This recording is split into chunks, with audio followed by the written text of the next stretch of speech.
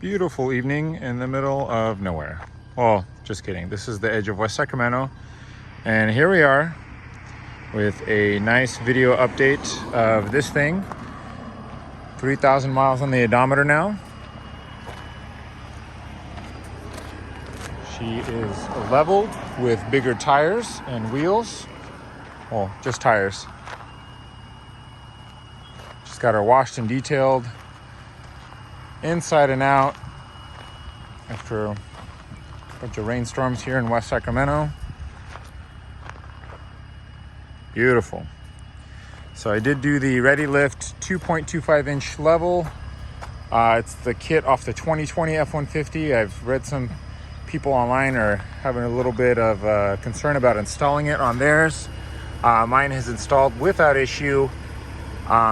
Clears these 295 60/20 Nitto Ridge grapplers with these plus 20 offset wheels. These are 20x9 Fuel Blitz machine tint. No rubbing in the front, no rubbing in the back. Crash bar is intact, didn't do anything to it, just plug and play for the most part. Got the level done, the alignment. I've tested all the driver assistance features except for the automatic parking. That's the only one I haven't tested, and everything works just fine. I did talk to my service guy at Future Ford Roseville, and he said as long as the systems are working fine, then no recalibrations or anything are required. So I'm done for the most part with mods. I did get the bed cover on, tires and wheels set up. I left the shocks all around stock. Just did the level, and ride quality has been great.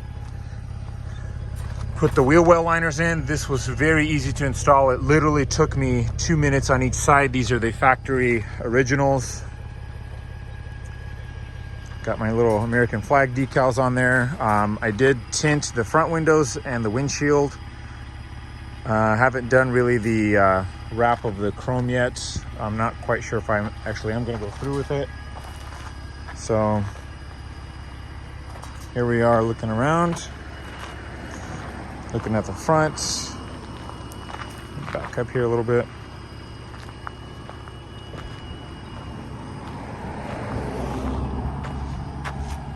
Like I said, I'm not really planning any more modifications on this thing. Really happy with how it turned out, this build turned out. Truck is flawless. So one of the other mods I did put on was the JLT fuel oil, or whatever the separator filter on there. Installation went smooth and without a hitch. Here she's sitting right there. Pretty much plug and play. The biggest annoyance was finding somewhere to mount it. As you can see, I kind of scratched this thing. Well, I don't think that was me. But anyway, did get that thing on just fine. It's been working beautifully. I've emptied it twice now, and it's doing what it's supposed to. As you can see, the tint is on. I got these laser fit off Amazon. These TPU liners, they're pretty good. They actually cover all the way under the gas pedal, unlike the ones that came with it. Yeah, really no issues with the truck. I have had some issues with the truck. Dealer has taken great care of me. One thing I did notice is when the seat cushion is actually all the way down setting wise, and someone like me, 210 pounds, sits down on it, there are two plastic clips here that collide with each other, and it makes like a quick pop sound. I thought something was wrong with like maybe the massaging seats or whatever, but it turns out just lift it up a touch and it's just fine. No real issues there. Interior is nice and detailed, cleaned up. Finally got a week off of work to take care of some of this stuff. The liner in the back as well is pretty nice. Don't mind the weights there. It's just ironing out that little bump from the box fold point. nice and detailed. So the other issue, I guess the dealer kind of took care of me, was the plastics I mentioned in the other video, which dealer did confirm this was off, needs to be replaced. They ordered that. This needs to be replaced, this piece and this, which they ordered that. And when Elk Grove Ford was working on it, after getting the truck back, the middle section of my lumbar seat was broken. I don't know who sat here or what they did with it, but there is now a crunching, popping noise in there, which after taking it to Future Ford of Roseville, they ordered a part for that to replace it as well. If you're in the NorCal area, I highly recommend going to Roseville instead of a place like Elk Grove, which after visiting there a few times, I don't think I'm gonna go over there at all. They ordered the wrong part, made me show up to install it. 90 minutes later, they finally figured out they had the wrong part, and among other things, and some of the other concerns I brought up to them, they just dismissed and didn't even address.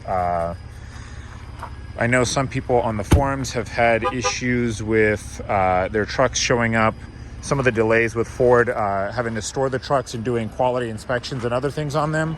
Some of these trucks have been showing up with small amounts of rust on the rear axle, on the cast iron part. My truck has ever so slightly a small amount of that.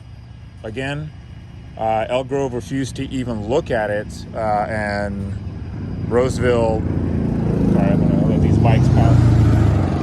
Nice truck. And Roseville contacted Ford on how to fix it, and they're gonna take care of it for me. So I'm waiting here 5 to 10 days for them to look into all that, and should be good to go. Ride quality, kind of cut off there earlier, was after doing just the level and riding on stock wheels, the ride quality was completely unchanged in my opinion. It was even hard to notice that there was even a level even done in the sense of ride quality.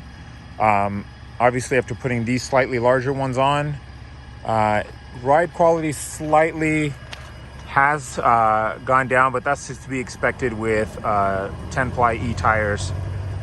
You know, and you hear a little bit of humming when you get over 80 miles an hour, but probably shouldn't be going over 80 miles an hour. Other than that, the truck has been riding great. No real complaints with it. Yeah. So that is my current tank average. I'm gonna go into the menu here. This has been my average since purchasing the truck right here, trip 2. So 2,500 miles, 14.7, and that includes testing out the Pro Power, letting people test drive the truck and showing off the EcoBoost and idling and warming up and all these other things and larger tires and speeding to work on the freeway. So other than that, this thing has been running really smoothly, ignoring that 12.9. I'm really happy with it. Interior wise, it looks great. Some Russians might recognize that as an old Russian track throwback. Interior looks great, nice and clean. Really happy with this thing. Like I said, no real issues, and go drive out here before I finish the video. I'm gonna let this car pass. Interior sound quality, I mean, it's very quiet inside. I'm really happy with how this thing is compared to my 2018 3.0 Power Stroke. Ride quality is much better. Interior is much quieter. Just huge improvements by Ford on the F-150. You guys know me, you've seen my videos. It wouldn't be one of my videos if I'm not taking a shot at Ram or Chevy, but hands down, this is the better interior. I've tried and driven both. You know, I admit Ram might have some better materials sprinkled throughout here and there, but button placement, where things are, is just more practical, makes more sense. screen orientation, wireless CarPlay, a lot of this stuff, a full digital cluster, just way much more thought out by Ford in practicality and how it looks. The steering wheel redesigned compared to the old one, also to the outgoing model, much better, much better. So plenty of power.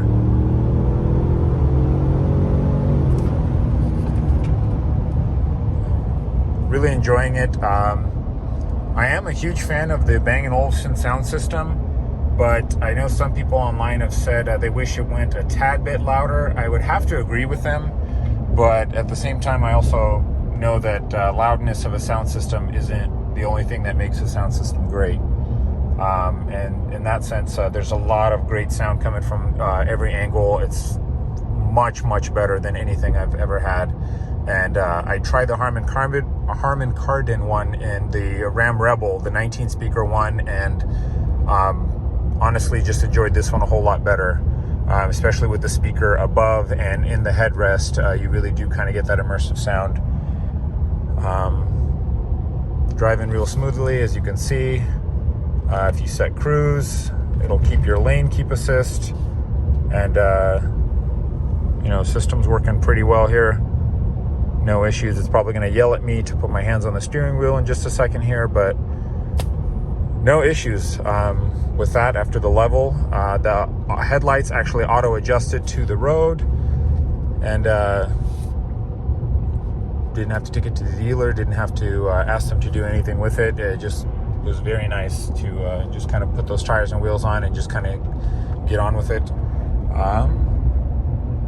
This is it, guys. If you have any comments or any questions about the truck,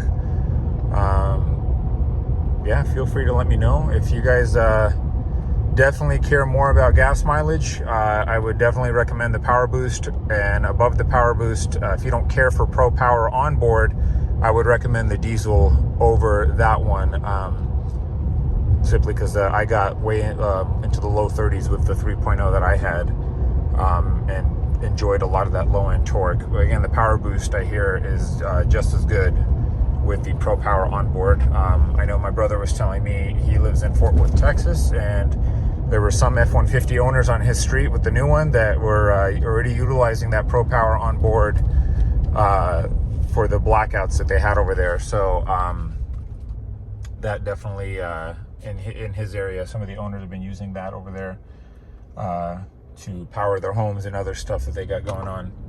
And we got a nice lifted F-250 over here. So